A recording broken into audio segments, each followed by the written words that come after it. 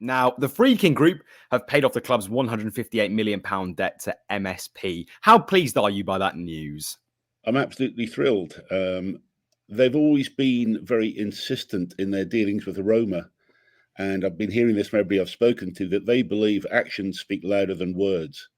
And they were never ones for coming out making great statements of where they're going to take the club. They actually just did it. And I think we're seeing that right now at Everton. There's still obviously a bit to go before the whole deal's approved, but nevertheless, paying off MSB is a big bit of action and a great sign of faith. So I think everybody was really pleased to see that. It was done so promptly. And obviously that was one of the conditions that 777 had from the Premier League. And so that shows that they intend to fulfill at least those obligations, if not more. And hopefully we can, it will never be plain sailing in a big financial transaction like this, but I think we're really on the right track right now. All right, Keith, and in terms of the timeline then, what do we expect for Friedkin? When could this all potentially be signed off by and then them properly are involved in the club? Well, I think if everything went really well, we'd be talking about 6 weeks, and that would include the Premier League owners and directors test, which I think he should sail through pretty well. So that would be, I think, an early push, 6 weeks in a perfect situation. So it may stretch a little bit longer, but so therefore we're talking about before around the start of the season, hopefully, or around that sort of time is what we're going to be looking for. But the main thing is that we've got comfort that things are progressing. Stability has sort of, reappeared within the club. There'll be ways to get money if needed right now into the club. So everybody should be happy that things are starting to stabilise, and it looks a very bright future. This is going to be a key season, and the club's got to stay in the Premier League, and then the new stadium opening, and hopefully onwards from there. And we know, Keith, they're expected to invest into the academy, the training ground for both the men's and women's team. What do you think the rough cost of that will all be? Given that we've discussed in previous weeks about Manchester United and Carrington, are we expected Friedkin to invest really heavily then into those different areas? I don't think it necessarily needs that much investment. I actually built the Finch Farm training ground when I was at the club, and it's been upgraded since that time. So you're working from a very good facility straight away. I think another 10 to 15 might make it really, as good as anything else in the marketplace right now. And there is land around there to expand. So the training facility should be okay.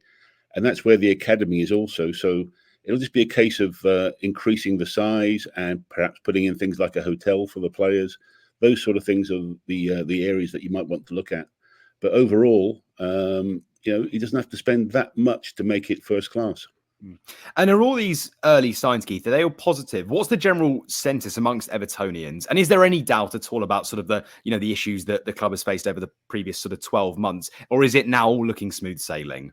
No, the general feeling, certainly the consensus is that this is all good news. Everybody's very positive. I think if you've been an Evertonian over the last couple of years, 3 years, you've really gone through the mill. And this we all knew was the big part of the puzzle, was to hopefully see Mr. Mashiri go and a new stable owner coming in who will really run the football side properly. We seem to have got that. And with the new stadium coming, I've got to say a lot of Evertonians now really are looking at the future with a lot of good feelings. And they believe that probably having gone through the last 2 or 3 years, anybody that's gone through it will now appreciate the good times so much more. So hopefully onwards and upwards, but then again, it's football and it can always bite you in the bum quite quickly. And I mean, Keith, we know you've mentioned in there as well about the stadium naming rights deal potentially in previous weeks we've discussed. Is there any update on that, please? And what sort of valuation do you think the club will have on that for Bramley Moor Dock?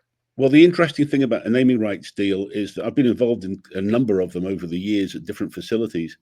And normally it's the year before opening is a very valuable year because the whole facility gets a lot more publicity, a lot more press as it starts getting towards an opening. Already, we're starting to see the new stadium, almost finished in terms of the outside, with just the fit out to go.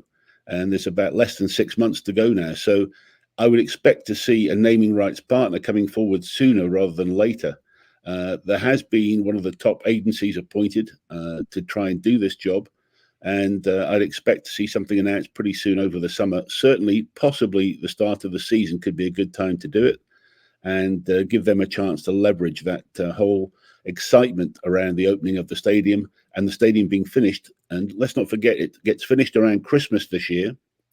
and then it won't open until the start of the following season. So there's that period of about 6 to 7 months when there'll be a lot of concerts, apparently a lot of test events. So somebody will get the bang for their buck if they're in there early right now. So I'd expect to see something, around that over the end of the summer towards the start of the season. And it looks like Keith Everton are making their first signing of the summer. Iliman Ndiaye from Olympique Marseille, about £17 million plus add-ons. What are your thoughts on the player? And is that a deal that should excite Evertonians? Well, we watched him quite closely when he was at Sheffield United, and he certainly showed some great signs at that time. Obviously, he was playing in a different type of squad.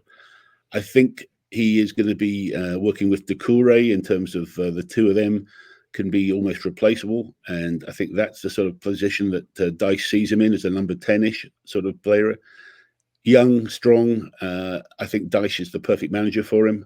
He's shown some great signs of athleticism. So, yeah, I'm a fan. So let's give him a go. It seems to be the right price.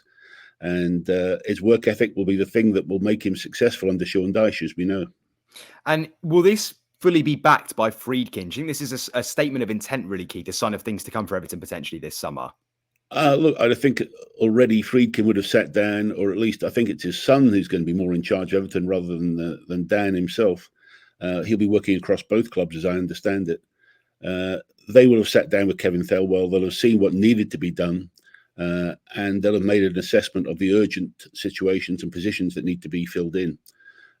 He'll want to be sure, and he's aware, as I've just mentioned, that this season is crucial that we stay in the Premier League. They'll be aware of that. I've got no doubt they'll make the right moves, and certainly by June 30th, of course, we've seen this whole movement around of players for the PSR requirements. But nevertheless, forgetting that, we'll make sure we have a competitive squad that Sean Dyche will be happy with. There'll have been a lot of work done by Kevin Thelwell right already, and so we're seeing those first sort of major moves off the list of things that we consider to be important. And are you still concerned, Keith, about player sales potentially? Is there still some worry amongst Evertonians that there are going to be some big stars that leave, or actually is there now sort of feeling that if Friedkin is coming in, that actually there might be a chance that some of those big names stay? Well, the feeling certainly, and it seems to be very prevalent, is that everybody's accepting that Amadou Onana is going to be going, and he's been playing very well for Belgium. And the rumours with Arsenal still persist, and I would expect that still to go through. I think he's a very good Arsenal player, and I think he would do well in that squad. And the Evertonians have been resigned to losing him, but they would still like to keep Dominic Calvert-Lewin and Jared Branthwaite. And if that ends up happening, there'll be a lot of happy Evertonians, and that's what I'm hoping. I think they still, even if Calvert-Lewin went, and it was obviously reported that he was going to Newcastle, but that seems to have fallen through. As long as they end up with Branthwaite, he's the one prize that they do want to keep if possible. You've just watched a segment from Football Insider's brand new podcast, The Inside Track, with me, Lewis Pearce, alongside the guests on the show. Thanks very much for tuning in. Please do give the video a like, comment your thoughts on the topic, and feel free to share on your social media pages. If you want to listen to the full podcast episode, click the link in the description below. Keep your eyes peeled for plenty more content and exclusives here on The Inside Track.